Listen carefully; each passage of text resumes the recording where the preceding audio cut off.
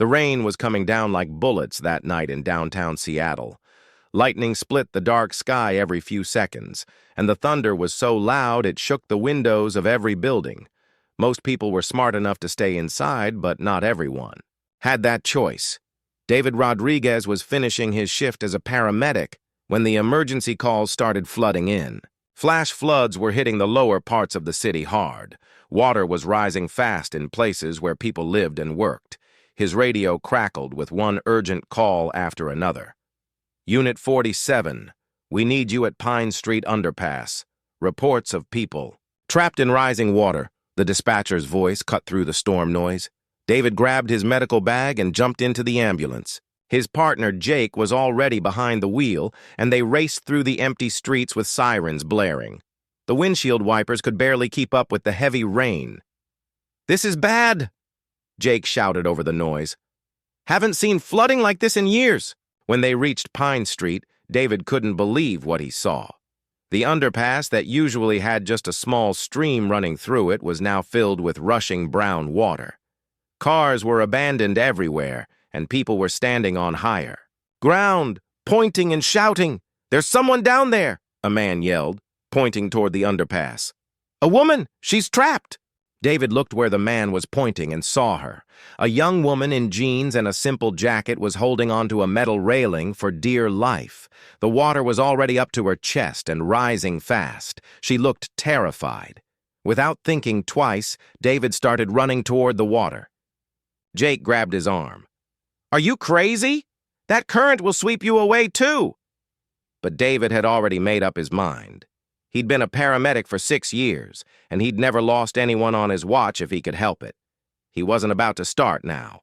"Call for backup and get a rope ready," he told Jake, then waded into the cold, rushing water. The current was stronger than he expected. Each step was a fight. The water was dirty and full of debris. Pieces of wood, trash, things he couldn't even identify in the dark, but he kept moving toward the woman. "Hold on!" he shouted over the roar of the water. "I'm coming to get you!" The woman looked up at him with wide, scared eyes. She was young, maybe mid-20s, with long, dark hair that was now soaked and sticking to her face. What struck him most was how she looked at him. Not with the usual recognition he sometimes got from people who remembered him from other emergency calls, but with pure relief that someone, anyone, was trying to help. "I can't hold on much longer," she called back, her voice shaking from cold and fear. David was almost there when the worst thing that could happen happened. The woman's grip slipped. The rushing water grabbed her and pulled her under like she weighed nothing at all. "No!" David dove forward, letting the current take him too. Under the muddy water, everything was dark and confusing. He reached out blindly, feeling for anything that might be the woman. His lungs were burning, and he could feel himself being pushed downstream by the powerful current. Just when he thought he might have to surface for air, his hand touched something soft. Fabric. He grabbed hold and pulled as hard as he could, fighting against the water that seemed determined to keep its prize. They both broke the surface together, gasping and coughing. The woman was barely conscious, and David could see she'd swallowed a lot of water. He managed to get his arm around her and started swimming toward the side of the underpass, where Jake was waiting with a rope. "Got it!" Jake threw the rope perfectly, and David grabbed it with his free hand. Between the two of them pulling and David kicking as hard as he could, they managed to get both of them out of the deadly water. David immediately went to work. The woman wasn't breathing. Her lips were blue, and she felt ice cold. He started chest compressions right there on the wet concrete, counting under his breath like he'd been trained to do thousands of times. "Come on," he whispered between compressions. "Come on, don't give up on me now." After what felt like forever but was probably only 2 minutes, the woman suddenly coughed up water and started breathing again. Her eyes fluttered open, and she looked right at him with confusion and gratitude. "You're going to be okay," David told her gently, checking her pulse and breathing. "You're safe now. What's your name?" Amy, she whispered, her voice hoarse from all the water she'd swallowed. Amy Miller. Well, Amy Miller, you just scared about 10 years off my life, David said with a small smile, trying to keep her calm while he continued his medical check. But you're tough. You're going to be just fine. By now, more emergency vehicles had arrived. The area was lit up with red and blue lights, and other paramedics were helping David get Amy onto a stretcher and into the ambulance. She was conscious, but weak, and David knew she needed to get to the hospital fast. At Seattle General Hospital, David helped wheel Amy into the emergency room. The doctors took over, and he gave them all the medical information they needed. It was only then that he realized how exhausted he was. His uniform was still soaking wet, and he had cuts on his hands from debris in the water. "You did good tonight," Jake told him as they sat in the hospital waiting area. "That was either very brave or very stupid." "Probably both," David laughed, but he kept looking toward the emergency room doors, wondering how Amy was doing. An hour later, Dr. Patricia Kim came out to talk to him. "She's going to be fine," the doctor said. "No permanent damage from the water in her lungs. You got to her just in time. A few more minutes and—" She didn't need to finish the sentence. David felt a wave of relief wash over him. Another life. Saved. It never got old, that feeling. What he didn't know was that while he was sitting in that hospital waiting room, Amy Miller's real identity was about to change everything. Because Amy Miller wasn't really Amy Miller at all. She was Princess Isabella of Valdonia, a small but wealthy European country. She'd been in Seattle studying at the university, trying to live like a normal college student, away from the cameras and royal protocols. Her security team had been looking for her frantically when the storm hit.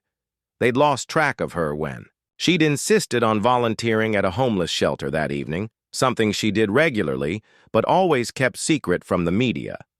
When they finally found her at the hospital, the head of her security team, Captain Torres, couldn't believe what had happened. A princess of Valdonia had nearly died in a flood, and some random paramedic had saved her life without having any idea who she was. The next morning, David woke up to his phone ringing nonstop. Reporters had somehow gotten his number, and they all wanted to know about the hero paramedic who saved the princess. "Princess?" David said to the first reporter who managed to get him on the phone. "What are you talking about? I saved a college student named Amy Miller." But as he turned on the news and saw the same woman he'd pulled from the floodwater standing next to a man in an expensive suit who was being introduced as His Majesty King Ferdinand of Valdonia, David realized his life was about to get a lot more complicated. The woman he'd risked his life to save, the woman who'd looked at him with such genuine gratitude, wasn't just Amy Miller, college student. She was Princess Isabella, and somehow, without meaning to, David had just become the most famous paramedic in the world. 3 weeks had passed since that crazy night in the flood, and David thought the worst of the media attention was finally dying down. He was wrong. His phone buzzed while he was restocking the ambulance after a routine call. The number looked official, and when he answered, a woman with a crisp British accent spoke. "Mr. Rodriguez? This is Catherine Wells from the Royal Embassy of Valdonia. His Majesty King Ferdinand would like to invite you for a private meeting tomorrow afternoon, if you're available." David nearly dropped the phone. "I'm sorry, what?" "The king would very much like to speak with you personally about the recent incident involving Princess Isabella. Would 3 p.m. tomorrow work for your schedule?" David looked around the ambulance, bay where he was standing, then at his worn paramedic uniform. I think there might be some mistake. I'm just a paramedic.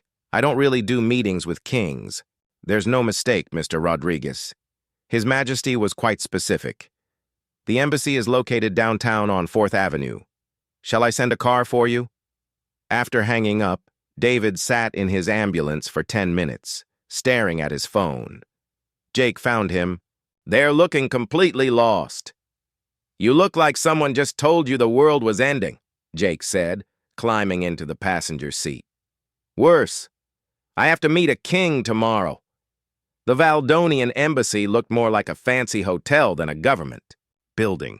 David had borrowed his roommate's only good shirt and tie, but he still felt completely out of place walking through the marble lobby. Everything was polished and expensive looking, and he was pretty sure his shoes were making too much noise on the floor. Catherine Wells met him at the elevator. She was exactly what David had imagined. Perfectly dressed, perfectly polite, and probably perfectly able to make him disappear if he said the wrong thing. His Majesty is looking forward to meeting you, she said, as they rode up to the top floor. He's been quite impressed by everything he's learned about you. He's been learning about me? David asked, his stomach dropping. Standard security protocol, I'm afraid, but don't worry. It's all been quite positive. The elevator opened into what looked like someone's very expensive living room, except with oil paintings of people in crowns on the walls. King Ferdinand was standing by a huge window looking out at the Seattle skyline. He was younger than David had expected, maybe in his 50s, wearing a regular business suit instead of a crown and fancy robes. Mr. Rodriguez, the king said, turning around with a warm smile. Thank you so much for coming. Please, sit down. Can we get you anything? Coffee? Water?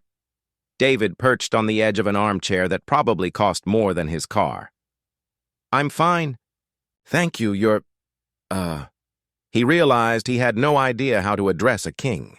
Your Majesty will do fine, King Ferdinand said kindly, sitting across from him.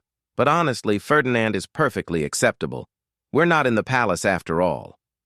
Okay, David said, still feeling like he was in some kind of strange dream. So, how is Princess Isabella doing? The king's expression grew more serious. She's physically fine, thanks to you, but that's actually why I wanted to speak with you today. He leaned forward slightly. My daughter has been struggling, Mr. Rodriguez, for years now. David wasn't sure what to say to that, so he just listened. Isabella is 25 years old, and she spent most of her life being told who to marry, where to go, what to say, how to smile for the cameras. She's rejected every suitable young man we've introduced her to. She says they only see the crown, not her. That must be hard, David said, because it really did sound awful. 3 weeks ago, a complete stranger risked his life to save hers, without knowing who she was. She hasn't stopped talking about you since. David felt heat creeping up his neck. I was just doing my job. No, King Ferdinand said firmly. You went far beyond your job. You could have died in that water, but you didn't hesitate, not for a second. He stood up and walked back to the window. I've watched the security footage from that night at least 20 times. I've read your personnel file. I've spoken to your supervisors, your colleagues, even some of the people you've helped over the years. You did background checks on me? David asked, not sure if he should be flattered or worried. I had to, because what I'm about to ask you is going to sound completely insane. The king turned back to face him. I want you to spend time with my daughter. David blinked. I'm sorry, what? Not romantically, King Ferdinand said quickly, holding up his hand. Well, not necessarily. What I mean is, Isabella needs to understand what it feels like to connect with someone real. Someone who sees her as a person, not a princess. I think you're overestimating me, David said. I'm not exactly royal material. That's exactly the point. The king sat back down. Look, I know this sounds crazy, but Isabella has been depressed for months. She feels trapped, isolated. The royal psychiatrist says she needs genuine human connection, but how can she find that when everyone who meets her is either trying to impress her or use her? David thought about the woman he'd pulled from the floodwater. How scared she'd looked, but also how relieved when she realized someone was trying to help her. No cameras, no reporters, just two people in a terrible situation. What exactly are you asking me to do? Isabella will be in Seattle for 3 more months finishing her degree. I'd like you to be her friend. Take her places. Show her your world. Let her see what normal life looks like. And in exchange, David asked, because there had to be a catch. King Ferdinand smiled. You mentioned in your personnel file that you support several young people from the foster care system. You help them with college expenses, I believe? David nodded. It wasn't much, but he sent money to help 3 kids he'd aged out of care with. It meant eating a lot of cheap meals, but it was worth it. I'd like to establish a scholarship fund. Full-ride scholarships for foster children who want to pursue medical careers. I'm thinking we could start with, say, 50 students per year? David's mouth fell open. 50 full scholarships? That would change so many lives. All I'm asking is that you give this 3 months. Spend time with Isabella. Show her what it's like to be around someone who doesn't want anything from her except friendship. If it doesn't work out, the scholarship fund still happens. No strings attached. David looked around the fancy room, then at the king who was offering him a deal that seemed too good to be true. What does Princess Isabella think about this arrangement? She doesn't know about it yet, King Ferdinand admitted. I wanted to speak with you first. But I think if you approach it as simply wanting to check on how she's doing after the accident, she'll be open to spending time with you. And you really think this will help her? I think my daughter has been surrounded by people who treat her like a symbol instead of a human being for so long that she's forgotten what real connection feels like. You treated her like a person in that flood water. Maybe you can remind her that she is one. David sat there for a long moment, thinking about Isabella's face that night. How young and scared she'd looked. How grateful she'd been when he'd told her she was going to be okay. 3 months? He asked. 3 months? And Mr. Rodriguez? Call me Ferdinand. If you're going to be spending time with my daughter, we might as well be on a first-name basis. David took a deep breath. Okay, I'll try. But I have no idea what I'm doing. None of us do, King Ferdinand said with a laugh. That's what makes it interesting. As David left the embassy that afternoon, his head was spinning. Somehow he'd just agreed to become friends with a princess. And the strangest part was he was actually looking forward to seeing Amy Miller again, even if she wasn't really Amy Miller at all. David stood outside the coffee shop on campus, checking his phone for the 3rd time in 5 minutes. He'd texted Isabella yesterday, saying he wanted to check on how she was doing after the flood. She'd agreed to meet, but now he was wondering if this whole thing was a terrible mistake. When she walked in, he almost didn't recognize her. Gone was the scared, soaked woman from the flood. This Isabella wore designer jeans and a simple sweater, her dark hair pulled back in a ponytail. She looked like any other college student except for the way she carried herself. Straight back, careful steps, like she was always aware that people might be watching. David, she said with a smile that seemed both genuine and cautious. I wasn't sure you'd actually want to see me again after all the media chaos. Are you kidding? I wanted to make sure you were really okay. The doctor said you were fine, but... He shrugged. I guess I needed to see for myself. They found a quiet corner table, and for the first few minutes, the conversation was awkward. Isabella seemed to be choosing her words carefully, and David felt like he was walking on eggshells around someone who could probably have him arrested if he said the wrong thing. So, David said finally, how does this work? Do I have to call you Your Royal Highness or something? Isabella laughed, and for the first time she looked relaxed. Please don't. I get enough of that back home. Amy is fine. That's what I go by here anyway. Amy it is. David felt some of his nervousness fade away. So what's it like being a princess in college? Do you have to write papers about ruling kingdoms or something?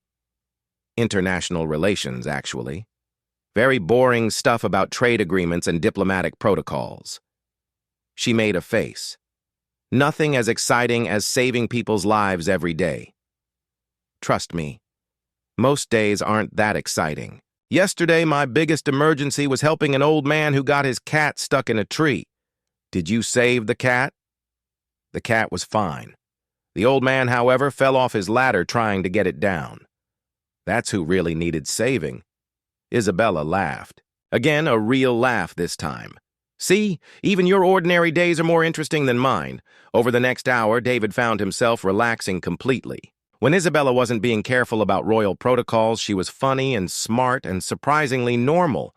She asked him about his work, about growing up in foster care, about why he'd decided to become a paramedic. I aged out of the system when I was 18, David explained. Had a social worker who told me I'd probably end up in jail or dead by 25.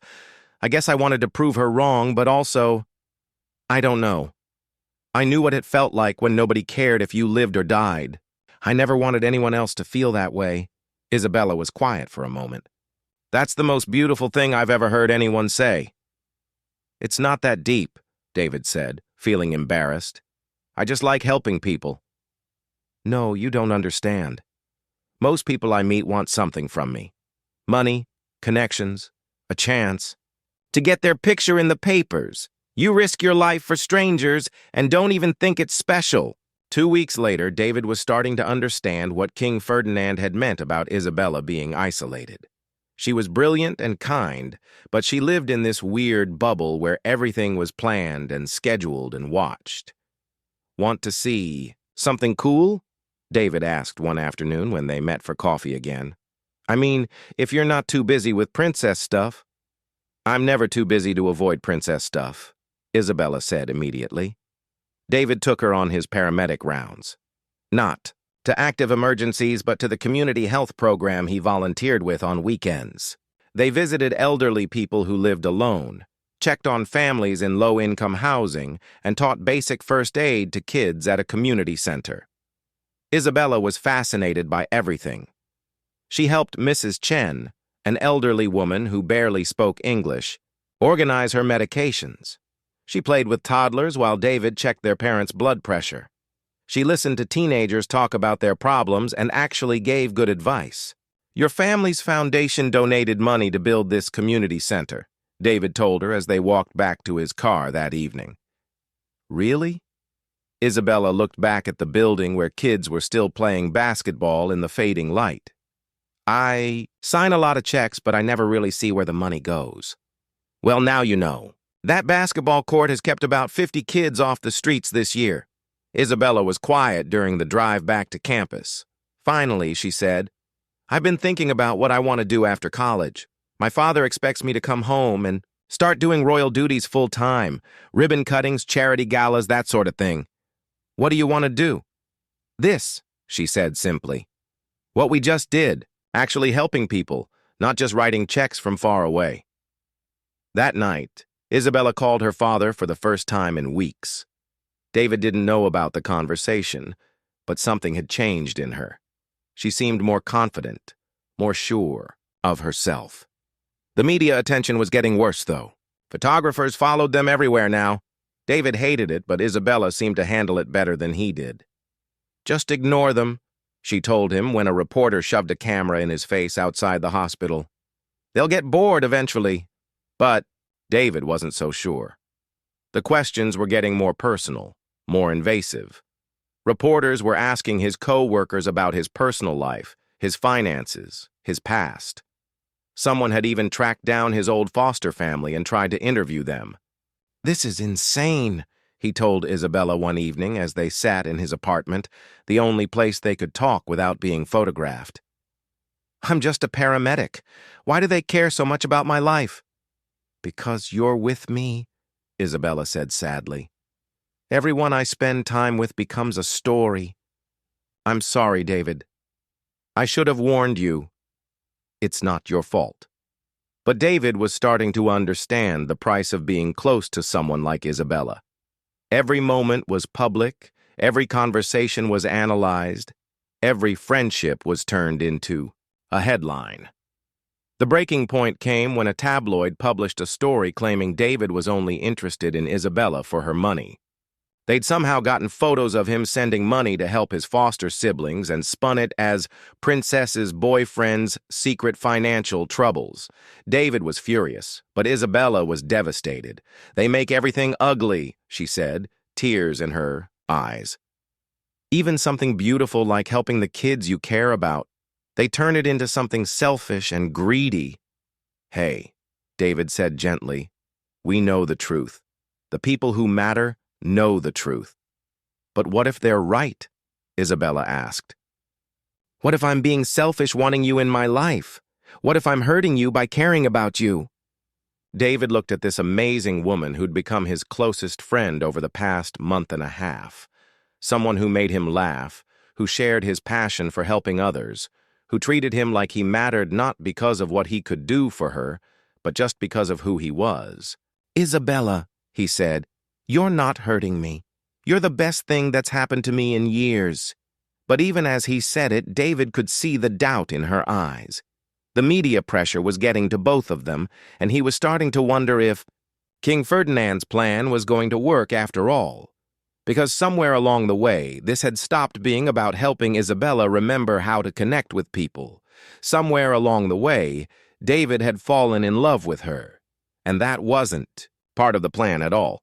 The phone call came at 3 a.m. on a Tuesday. David was deep asleep after a tough shift when his cell phone rang. Isabella's name flashed on the screen, and he answered immediately, his heart racing. "David!" Her voice was shaky, like she'd been crying. "I'm sorry to call so late. I need to go home, to Valdonia, right away." "What happened? Are you okay?" "My grandmother. She had a heart attack. The doctors don't think she has much time left." Isabella's voice broke. "I have to leave." "Tomorrow morning." David sat up in bed, instantly awake. "Of course you do. Do you need anything?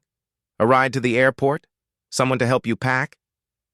"Actually," Isabella said hesitantly, "I was wondering if... Would you come with me?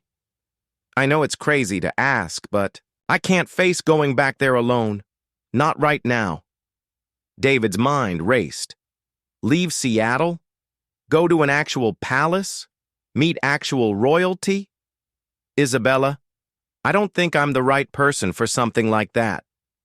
I don't know anything about royal protocol, or fancy dinners, or..." "I don't need you to know about that stuff," Isabella interrupted. "I just need my friend. Please, David, I know it's a lot to ask."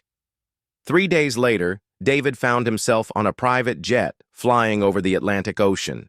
He'd never been on a plane this nice before.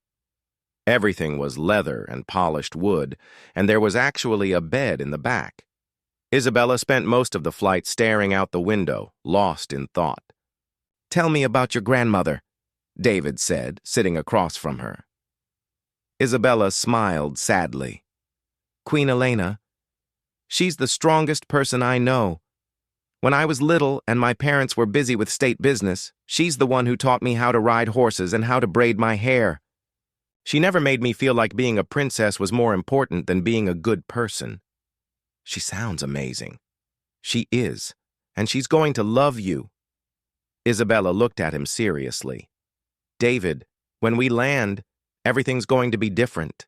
There will be protocols and ceremonies and people who think you don't belong there. Please don't let them make you feel small." Valdonia was smaller than David had imagined, but more beautiful. Rolling green hills, ancient castles, and villages that looked like something from a fairy tale. The palace was impressive, but not overwhelming. More like a very large, very old house than the massive fortress he'd expected. King Ferdinand met them at the entrance, and David was surprised to see him in jeans and a sweater instead of royal robes. "David, thank you for coming," the king said, shaking his hand warmly. "Isabella needed someone she trusts with her right now." "How is Queen Elena?" Isabella asked immediately. "Stable, but weak. She's been asking for you." Ferdinand looked tired and worried. "The doctors say it could be days or weeks. We just don't know." That first evening at the palace was awkward for David. Dinner was served in a dining room with paintings of dead. kings on the walls, and there were more forks beside his plate than he'd ever seen in his life. Isabella's aunt and uncle were polite but cool, and David could feel them watching his every move. "So, Mr. Rodriguez, Princess Caroline," Isabella's aunt said during the soup course. "Isabella tells us you're a paramedic. How interesting." The way she said interesting made it clear she didn't think it was interesting at all. "I enjoy the work," David said simply, not sure what else to say. "And you have no formal education beyond high school?" Prince Robert asked, cutting his meat with surgical precision. "Robert," King Ferdinand warned quietly. "It's okay," David said. "No, I don't have a college degree. I went straight into emergency medical training after aging out of foster care." The silence that followed was uncomfortable. David could see Isabella getting upset, but before she could say anything, Queen Elena's nurse appeared in the doorway. "Your Majesty, the Queen is asking for Princess Isabella and her friend." Queen Elena was tiny and frail in her hospital bed, but her eyes were still sharp and kind. She took Isabella's hand with one of hers and reached for David's with the other. "So, you're the young man who saved my granddaughter's life," she said in accented English, her voice weak but warm. "I was just doing my job, Your Majesty." "Nonsense. Isabella has told me all about you, about how you show her the real world, how you help people who have nothing to give you in return." She squeezed his hand. "That's true nobility, young man. Not bloodlines or titles, but character." David felt tears prick his eyes. This dying woman who barely knew him was showing him more acceptance than some of her family had. "Take care of her," Queen Elena whispered. "She needs someone who sees her heart, not her crown." The next few days were a blur of hospital visits, family meetings, and state business that Isabella had to attend. David felt increasingly out of place. The media in Valdonia was even worse than in Seattle, with photographers camping outside, the palace gates and helicopters flying overhead. Then, on Thursday morning, David's phone rang. It was Luis, one of the kids he'd helped get out of foster care. "David, man, I'm in trouble. Big trouble." Luis was 21 now, working and going to community college. David had been helping him with expenses, and Luis had been doing great, until now. "What kind of trouble?" "I got arrested last night. It's a misunderstanding, but I need bail money. $5,000. I know it's a lot, but I don't have anyone else to call." David's heart sank. $5,000 was most of his savings, money he'd been putting aside to help more kids like Luis. But Luis was family, the closest thing to a little brother David had ever had. "I'll wire the money today," David said without hesitation. "But Luis, tell me what really happened." The story was complicated. Luis had been in the wrong place at the wrong time, giving a ride to a friend who turned out to be carrying drugs. Luis swore he didn't know, and David believed him. But the photos the media got looked bad. Within hours, the tabloids had the story. "Princess's boyfriend's secret drug connection" was the headline that made David's blood run cold. The photos showed him outside a rough neighborhood in Seattle, talking to Luis after bailing him out months earlier for a minor traffic incident. The palace went into crisis mode. Isabella's security team was asking questions David couldn't answer without betraying Luis's privacy. Her family was looking at him like he'd brought scandal into their house. "I need to go home," David told Isabella that evening as they walked in the palace gardens, trying to escape the chaos inside. "Don't you dare," Isabella said fiercely. "This is exactly what they want, to scare you away because you're not one of them. Isabella, look at this mess. I'm bringing scandal to your family, to you. This isn't fair to anyone.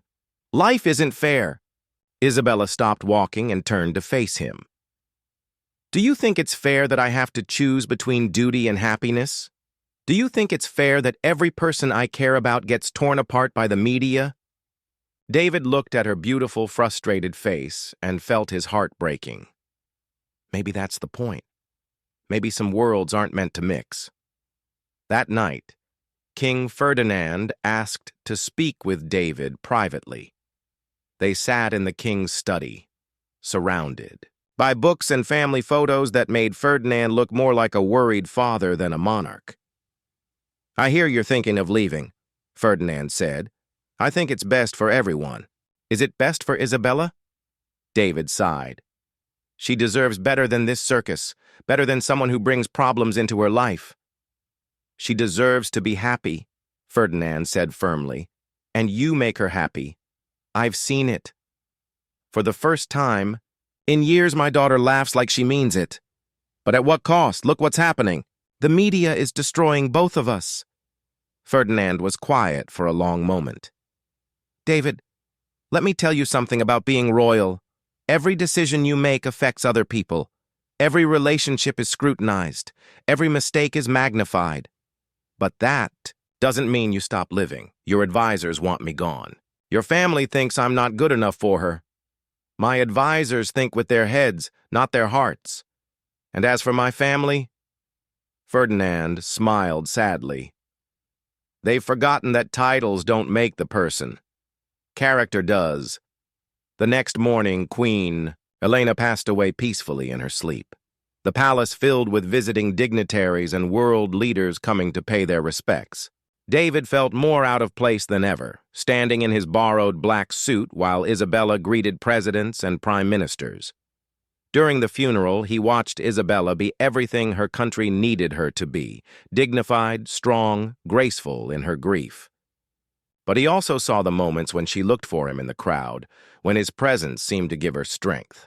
After the service, Isabella found him packing his suitcase in the guest room. "You're really leaving," she said. Not a question, but a statement. "Your grandmother's funeral is over. You don't need me here anymore." "I need you everywhere," Isabella said quietly. "But I understand why you have to go." David stopped packing and looked at her. "Do you? You think you're protecting me? From the media, from the scandal, from having to choose between you and my duty." Isabella sat on the edge of the bed. "You're doing exactly what every other person in my life does. You're making decisions for me instead of with me." "Isabella, I love you," she said simply. "I know we've never talked about it, but I love you, and I think you love me too. But love isn't enough if we can't face the hard parts together." David felt like someone had punched him in the chest. "Of course I love you. That's why I have to go. Because I love you enough to not let my problems become your problems." 6 months passed like a blur of emergency calls and sleepless nights. David threw himself into his work harder than ever before, picking up extra shifts and volunteering for every difficult case. His partner, Jake, was getting worried. "You're gonna burn yourself out," Jake said one evening as they restocked the ambulance after their third heart attack call of the day. "When's the last time you took a day off?" "I'm fine," David said, checking their medical supplies for the fourth time. He wasn't fine, but work was the only thing that kept his mind off Isabella. He'd seen her picture in magazines at the grocery store checkout, always smiling at some royal event, always looking perfect and untouchable. Meanwhile, 3,000 miles away, Isabella was going through the motions of royal life like a robot. She attended charity galas, cut ribbons at hospital openings, and smiled for photographers. But everyone could see her heart wasn't in it. "You need to eat something," her assistant Catherine said, watching Isabella push food around her plate at yet another formal dinner. "I'm not hungry. You're never hungry anymore. Your father is worried sick about you." Isabella looked across. The room at King Ferdinand, who was making polite conversation with visiting diplomats. He caught her eye and gave her a concerned look. She'd been disappointing him a lot lately, turning down marriage proposals from suitable princes and showing little interest in the royal duties she'd once approached with enthusiasm. The scholarship fund David had inspired was thriving. 50 foster kids were getting full medical school scholarships every year. But every time Isabella signed the checks or visited the students, she thought about the man who'd made it all possible and felt the familiar ache in her chest. Then, on a rainy Tuesday in March, everything changed.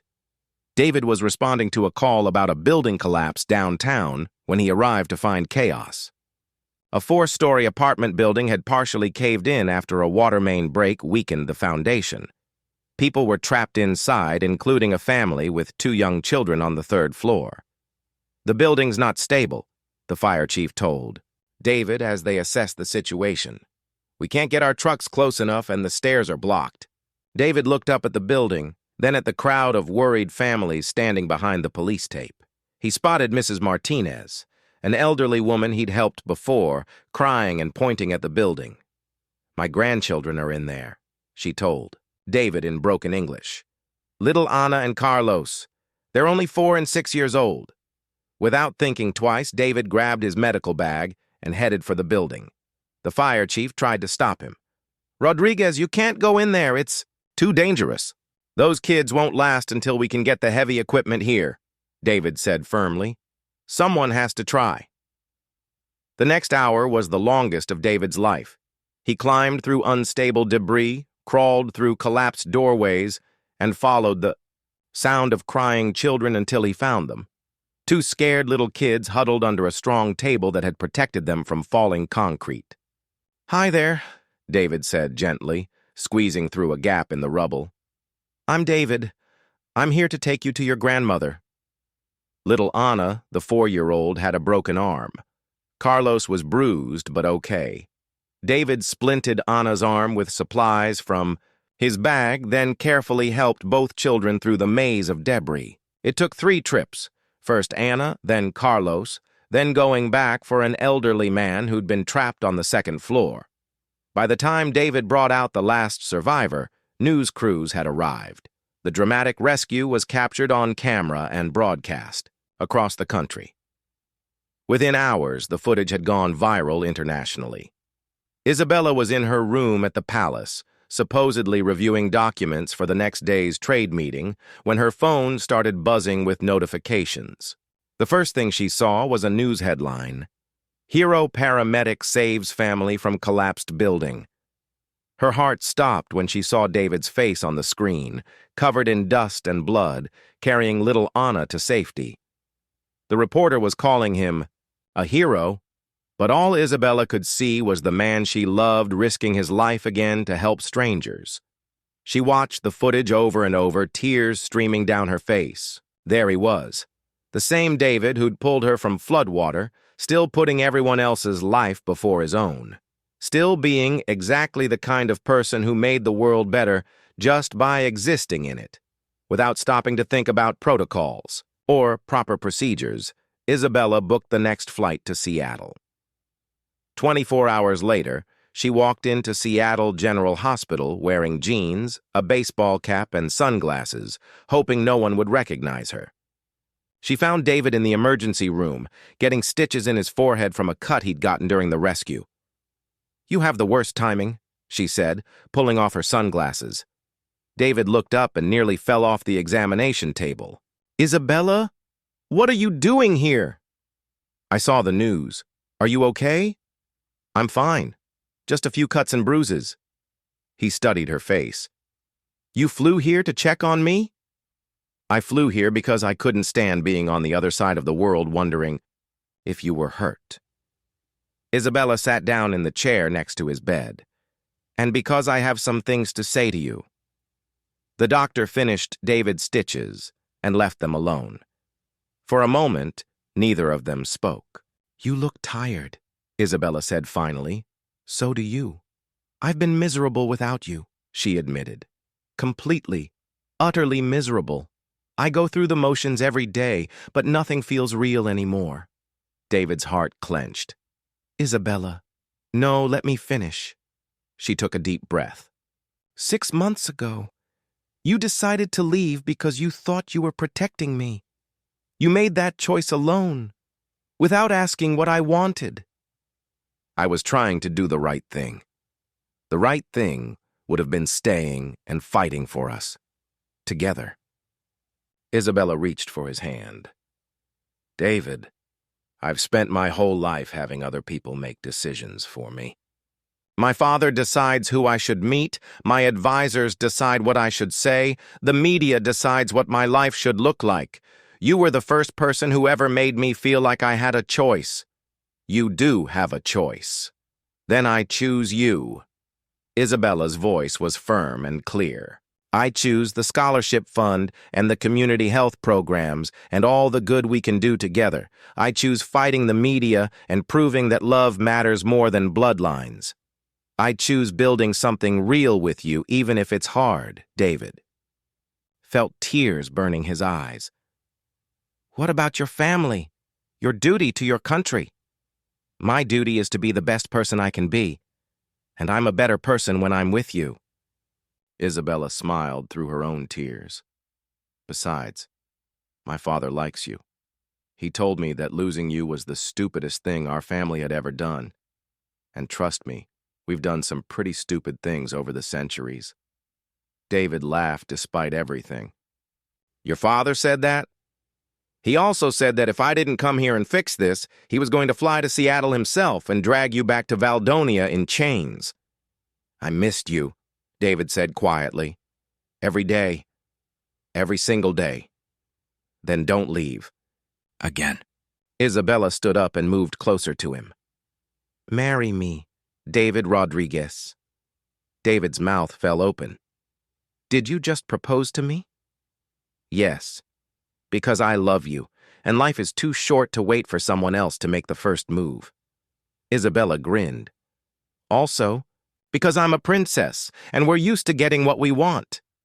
David started laughing, really laughing, for the first time in months. That's the most arrogant and romantic thing anyone's ever said to me. Is that a yes? David stood up and took her hands in his. That's a yes. But I have conditions. Name them. We do this together. All of it. The royal stuff, the media circus, the hard decisions. We're partners. Partners, Isabella agreed. And we keep doing the community work. The real stuff. Not just writing checks, but actually helping people. I wouldn't have it any other way. And if we have kids someday, they grow up knowing that their title doesn't make them better than anyone else. Isabella's smile grew wider. Queen Elena would have loved that condition. They kissed then, in a hospital room that smelled like antiseptic and echoed with the sounds of people being healed. It wasn't a fairy tale setting, but it was perfect for them. 2 years later, David and Isabella stood in the same community center where he'd first shown her the real impact of her family's charity work.